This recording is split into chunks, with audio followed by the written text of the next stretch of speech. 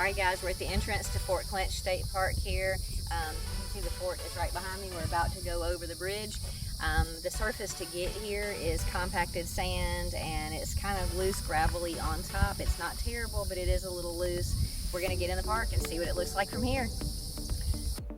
Fort Clinch Adventure. Time for an adventure.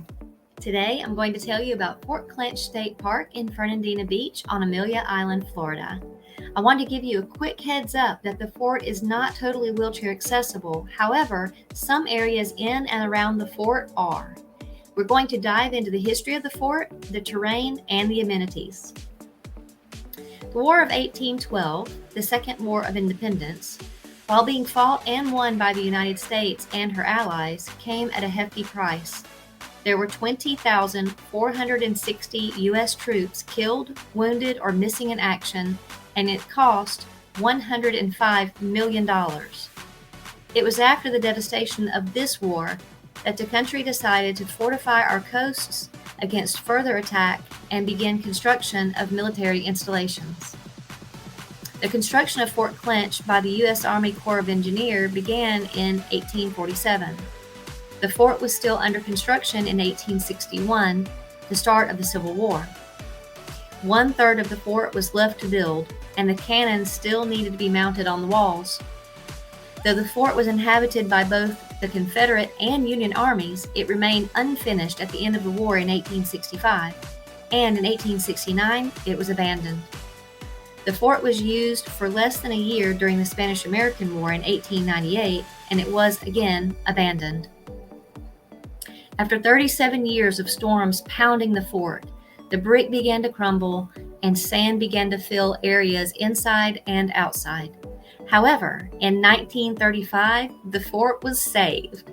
It became one of Florida's first state parks, and in 1936, the Civilian Conservation Corps, funded by Franklin Roosevelt's New Deal, began restoring the fort. There's a statue on the grounds today that is dedicated to the men of Company 1420 who worked to remove sand and construct the museum, campgrounds, and roads. For a brief time during World War II, the fort served as an operations center and was given back to the state at the end of the war to open to the public.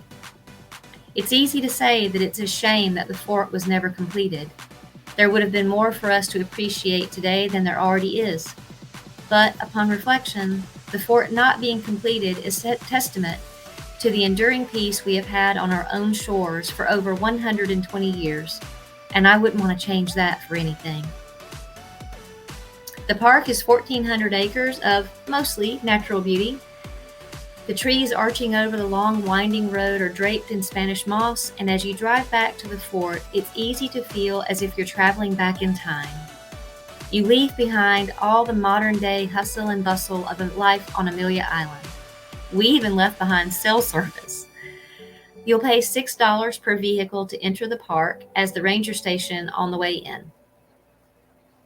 As you're traveling this road to the fort, you'll notice a small brick building on the right. It's where they used to store oil for a signal lamp that was at one time on the site. The signal is gone now, as is most of the oil storage building, unfortunately. Once you're all the way to the end of the road, you'll see a visitor center. Exiting your vehicle, you'll find paved sidewalks and a ramp up into the building.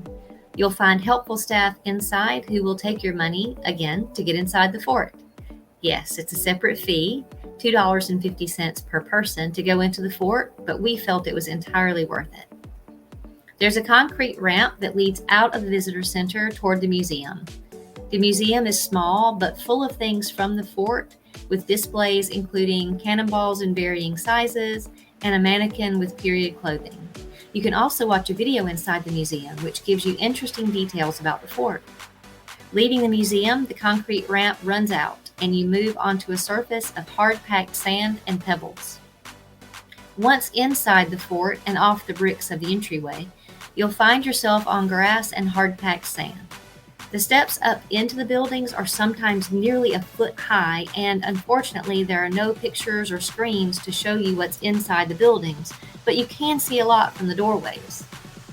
They offer a standard wheelchair for the fort, and for access to lower level structures, they can install ramps for you upon request. If you need either a standard or all-terrain wheelchair, puffy tires, not tank tread, and mostly for the beach areas, for your visit, contact the park at 904-277-7274 in advance to reserve the equipment. There is a large concrete ramp going to the upper level of the fort, which will allow access to the top level. Once there, you'll see a beautiful view of the water, and you can see the cannons that once stood guard over the fort. There are lots of steps up and down to the outer wall from the interior upper level where the cannons are. There are narrow winding staircases that go up to the top platforms on the outer wall. While we were there, we saw an elderly couple with canes going everywhere up and down and across the parade ground. We saw a young man with a prosthetic right leg enjoying the park and a standard wheelchair that had been left in front of one of the buildings. We still don't know where that gentleman went and how he fared, as we never saw him again after he got inside the fort. Hopefully he had a great experience.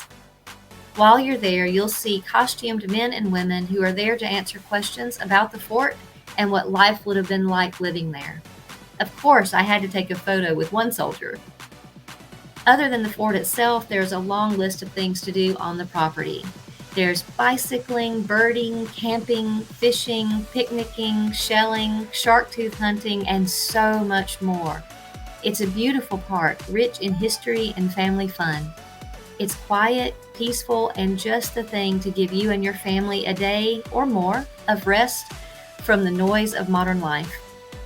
If you plan your visit on the first weekend of the month, a soldier garrison will fire cannons and demonstrate battlefield skills. They even do candlelight tours of the fort. How cool! I would definitely recommend calling about that one to get all the details if you'd like to attend. Depending on your level of ability, it may not make sense. For Richard and I, this was a day to explore and enjoy each other and the beauty of the park. If you're ever in Fernandina, I think you'd do well to take a drive to the north end of the island to experience Fort Clinch and all the park has to offer.